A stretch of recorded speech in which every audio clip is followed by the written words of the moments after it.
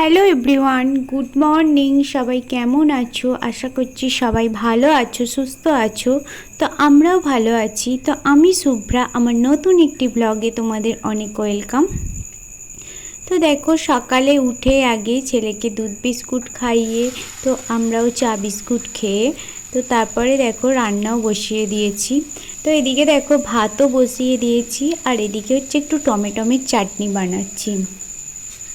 তো আমি একটু তেলেতে হচ্ছে 5 ফোড়ন দিয়ে তো এখন টমেটোগুলোকে ভালো করে ভেজে নিচ্ছি, আর একটু নুন হলুদও দিয়ে দিয়েছি, তো তাড়াতাড়ি নরম হয়ে যাবে। তো তারপরে এদিকে দেখো বোন হচ্ছে সবজিগুলো কেটে দিচ্ছে। তো আজকে হচ্ছে চিকেন বানাবো, তো ওই জন্যই ও আদা রসুন পেঁয়াজ এগুলোই ছাড়িয়ে দিচ্ছে সব। আর এদিকে আমার চাটনিটাও হয়ে গেছে, আর আলুও ভাজবো গোল গোল করে। তো ওই জন্যই পাতলা পাতলা আলুগুলো কেটেছিলাম, তো একটু হালকা করে ভাপিয়ে সেদ্ধ করে নিচ্ছি। তো আলুটাও সেদ্ধ করা হয়ে গেছে। তো এখন হচ্ছে কলমি শাক ভাজা করব। তো এর আগের ব্লগে তোমরা দেখেছো কলমি শাক ভেজেছিলাম, তো অর্ধেকটা ছিল, তো ওই অর্ধেকটাই আমি এখন হচ্ছে ভেজে নেব। তো ওটা এখন সেদ্ধ বসিয়ে দিয়েছি। আর এদিকে আমার ভাতটাও হয়ে গেছে, আর এদিকে দেখো আদা রসুন পেঁয়াজ সব কিছুই কাটা হয়ে গেছে। তো দুরকম পেঁয়াজ আর দুরকমভাবে পেঁয়াজ কাটা আছে দেখতে পাচ্ছ, আর দুরকমভাবে টমেটো কাটা আছে। তো আমি আজকে বানাবো হচ্ছে চিকেন দো পেঁয়াজা। তো ওই জন্যই দুরকমভাবে পেঁয়াজ কেটেছি, একটা কিউব করে আর একটা ছোট ছোট করে পিস করেছি। আর টমেটোও তাই ছোট ছোট করে একটা পিস করেছি, আর একটা এমনি নর্মালি পেস্ট করব, তো সেই জন্য কেটেছি। আর এইদিকে তারপর আমি হচ্ছে শাকটাও ভেজে নিচ্ছি।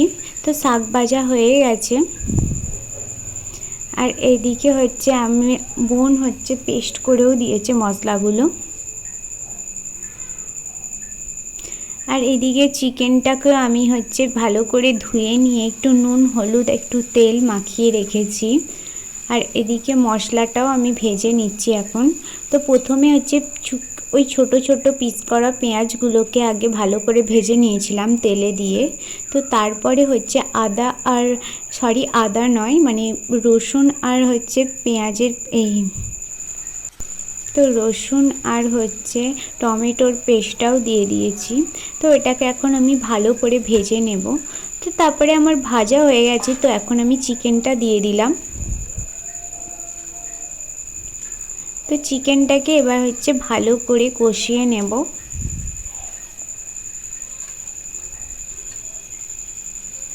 তো কয়েকটা গোটা কাঁচা লঙ্কাও আমি দিয়ে দিয়েছি। আর এদিকে দেখো 100 গ্রাম মতো হচ্ছে টক দই নিয়েছি। তো 100 গ্রামের বেশি আছে, 150 গ্রাম মতো টক দই নিয়েছি। তো টক দইতে হলুদ লঙ্কা গুঁড়ো জিরে গুঁড়ো ধনে গুঁড়ো তো সব কিছু দিয়ে ভালো করে ওটাকে ফেটিয়ে নিচ্ছি। তো টক দইটাকে ভালো করে ফেটিয়ে নিতে হবে, নাহলে ডেলা ডেলা হয়ে থাকবে। তো ওই জন্য ভালো করে আমি এখন টক দইটা ফেটিয়ে নিচ্ছি। তো তারপর ওটাকে আমি এখন চিকেনে দিয়েও দিয়েছি দেখো। তো এটাকে এখন ভালো করে এবার কষিয়ে নেব অনেকক্ষণ ধরে। আর যেহেতু নুন দেওয়া ছিল, তো ওই জন্য দেখো চিকেন থেকে জল বেরিয়েছে। তো আমি কোনো এক্সট্রা করে জল দিইনি। তো চিকেনটা এইভাবেই কষতে কষতেই সেদ্ধ করে নেব, কারণ এটা কষা কষাই হবে, বেশি ঝোল হবে না। তো আমার চিকেনটা প্রায় সেদ্ধ হয়েই এসেছে, আর একটু ভালো করে সেদ্ধ করে নেব। তো এবার দেখো চিকেনটা প্রায় 80% সেদ্ধ হয়েই গেছে। তো সেই সময় নামানোর 10 মিনিট আগে আমি টমেটো কুচিগুলো আর ওই কিউব করে রাখা পেঁয়াজগুলোকেও এখন দিয়ে দিলাম। তো এটা কাঁচাই এরকম দেয়, ফোটার যখন ফুটবে রেডি হয়ে যাওয়ার আগে। আর চিকেনের কালারটা ঠিক এই রকমই হয়, মানে একটু যেহেতু দই দেওয়া থাকে আর এই দো পেঁয়াজার কালারটা একটু হলুদ হলুদ মানে হালকা সাদা সাদা টাইপেরই হোক, খুব লালচে হয় না। তো তারপরে দেখো আমার চিকেন দো পেঁয়াজা রেডিও হয়ে গেছে। আর রোজ রোজ চিকেনের ঝোল বা কষাও ভালো লাগে না, চিকেনের একটু অন্য রেসিপি হলে খেতেও ভালো লাগে।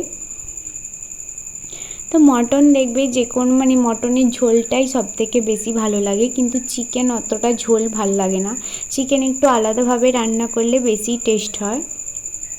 তো দেখো এখন আমার সব রান্না করাও হয়ে গেছে, আর এদিকে সব মানে গ্যাসও পরিষ্কার করে নিয়েছি।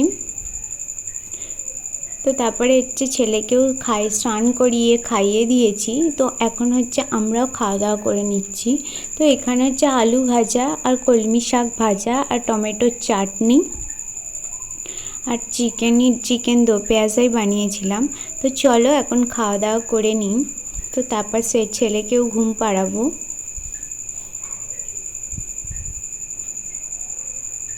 তো চলো এখন খেয়ে নিই। তো তারপর সন্ধ্যের দিকে দেখো এখানে হচ্ছে মানে ব্রেড নেওয়া হয়েছিল, তো ওই ব্রেডটাই ফ্রিজে ছিল, তো ওটাকেই আমি এখন ডিম টোস্ট বানাবো। তো ব্রেডটাকে আগে লম্বা করে কেটে নিয়েছি, তো ওটাকে একটু হালকা করে সেকেও নিয়েছি, যেহেতু ফ্রিজে ছিল তো শক্ত হয়ে গেছিলো, তো সেকে নেওয়ার পর নরম হয়ে গেছে। তো এখন হচ্ছে পেঁয়াজ আর লঙ্কা দিয়ে আমি ডিমটাকে গুলিয়ে নিয়েছি, দিয়ে তারপর কড়াই দিয়ে দিয়েছি। তো এখন ডিম টোস্ট আমার রেডি হয়ে গেছে। তো চলো খেয়ে নিই।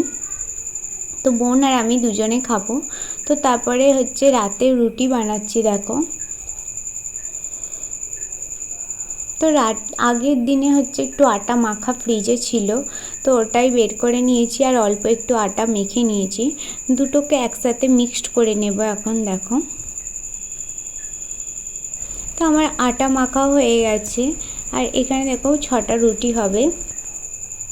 তো মা আর আমি খাবো, তাও হচ্ছে 2টো রুটি বেশি হয়ে গেছে, কারণ আন্দাজ করে করা যায় না, একটা দুটো বেশি হয়েই যায়। তো আমি পারি না, অনেকে হয়তো আন্দাজ করে করতে পারে, কিন্তু আমার হয় না। তো 2টো বেশি হয়ে গেছে, তো থাক, সকালে যে আমাদের কাজের বউ আসে মানে কাজ করতে আসে যে মাসি, তো ওকেই দিয়ে দেওয়া হবে। তো চলো এখন রুটিগুলো আমি ভালো করে শিখে নিই। তো তারপরে দেখো আমার রুটি বানানো হয়ে গেছে। তো এবার হচ্ছে ছেলেকেও খাওয়াবো, তো তারপর আমরাও রাতের খাবার খেয়ে নেব। তারপরে আমি এখানে দেখো দুধও ছিল, তো দুধটা হচ্ছে মানে আমাদের বিকেলে দুধ দিয়ে যায়, তো ওই দুধটায় অর্ধেকটা গরম করলাম আর অর্ধেকটা ফ্রিজে রেখে দেব। আর এদিকে ছেলেকেও তারপর খাইয়ে দিচ্ছি। তো ওর ছেলেরও খাওয়া হয়ে গেছে। তো চলো আমরা এখন খাওয়া দাওয়া করে নিই। তো রাতে হচ্ছে সকালে হচ্ছে চিকেন দো পেঁয়াজা বানিয়েছিলাম, তো ওই চিকেনটাই ছিল, তো ওই চিকেন আর রুটি খেয়ে নিলাম। তো চলো, ব্লগটা কেমন লাগলো সবাই কমেন্ট করে জানিও, আর ব্লগটা যদি ভালো লাগে তো একটা লাইক করো, আর যারা আমার চ্যানেলটাকে সাবস্ক্রাইব করোনি তো তারা সাবস্ক্রাইব করে দিও, আমার পাশে থেকো, আর সবাই ভালো থেকো, সুস্থ থেকো। দেখা হবে নেক্সট ব্লগে। তো সবাইকে গুড নাইট।